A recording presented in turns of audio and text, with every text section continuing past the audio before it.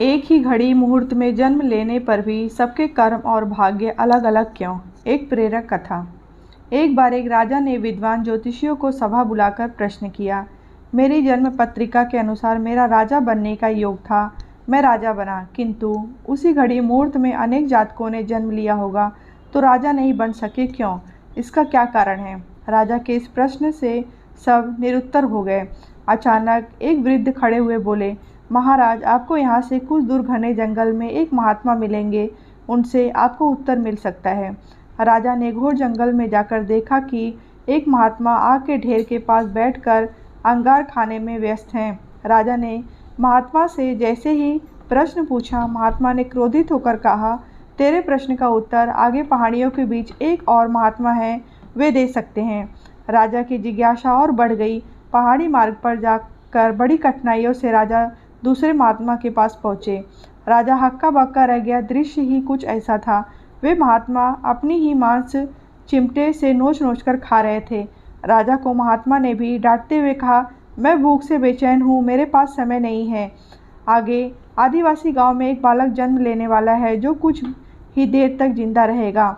वह बालक तेरे प्रश्न का उत्तर दे सकता है। राजा बड़ा बेचैन हुआ। बड़ी अजब पहेली बन गया मेरा प्रश्न। उत्सुकता प्रबल थी। राजा पुनः कठिन मार्ग पार कर उस गांव में पहुंचा। गांव में उस दंपति के घर पहुंचकर सारी बात कही। जैसे ही बच्चा पैदा हुआ, दंपति ने नाल सहित बालक राजा के सम्मुख उपस्थित किया। राजा को देखते ही बालक हंसते हुए बोलने लगा, राजन, मेरे पास भी समय नहीं है, किंतु अपना उत्तर सुनो। तुम, मैं और दोनों महात्मा 7 जन्म पहले चारों भाई राजकुमार थे। एक बार शिकार खेलते खेलते हम जंगल में 3 दिन तक भूखे प्यासे भटकते रहे। अचानक हम चारों भाइयों को आटे की एक पुटली मिली। हमने उसका 4 बाटी सेकी। अपनी अपनी बाटी लेकर खाने बैठे ही थे कि भूख प्यास से तड़पते हुए एक महात्मा वहां आ गए। अंगार खाने वाले भैया से उन्होंने कहा, बेटा, मैं 10 दिन से भूखा हूँ, अपनी बाटी में से मुझे कुछ दे दो, मुझ पर दया करो, जिससे मेरा भी जीवन बच जाए। इतना सुनते ही भैया गुस्से से भड़क उठे और बोले, तुम्हें दे दूंगा तो मैं क्या खाऊंगा, आग? चलो भागो यहाँ से। वे महात्मा फिर मांस खाने वाले भैया के निकट आए, उनसे भी अपनी बात कही, किंतु उन भैया ने भी महात्मा से गुस्से में आकर कहा कि बड़ी मुश्किल से प्राप्त ये बाटी तुम्हें दे दूंगा तो क्या मैं अपना मांस नोचकर खाऊंगा? भूख से लाचार वे महात्मा मेरे पास भी आए, मुझसे भी बाटी मांगी, किंतु मैंने भी भूख में धैर्य खोकर कह दिया कि चलो आगे बढ़ो, मैं क्या भूखा मरूं? अंतिम आशा लिए वो महात्मा, हे राजन, आपके पास भी आए, दया की याचना की। दया करते हुए खुशी से आपने अपनी बाटी में से आधी बाटी आदर सहित उन महात्मा को दे दी।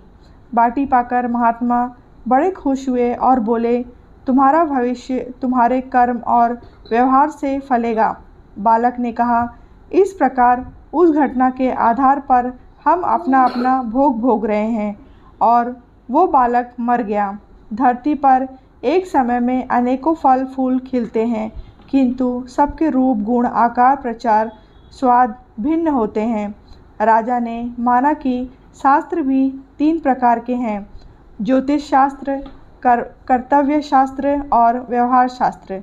जातक सब अपना किया दिया लिया ही पाते हैं। यही है जीवन। गलत पासवर्ड से एक छोटा सा मोबाइल नहीं खुलता, तो सोचिए गलत कर्मों से जन्नत के दरवाजे कैसे खुलेंगे। यह कहानी आपको कैसी लगी है कमेंट बॉक्स में बताएं, लाइक करें और शेयर करें।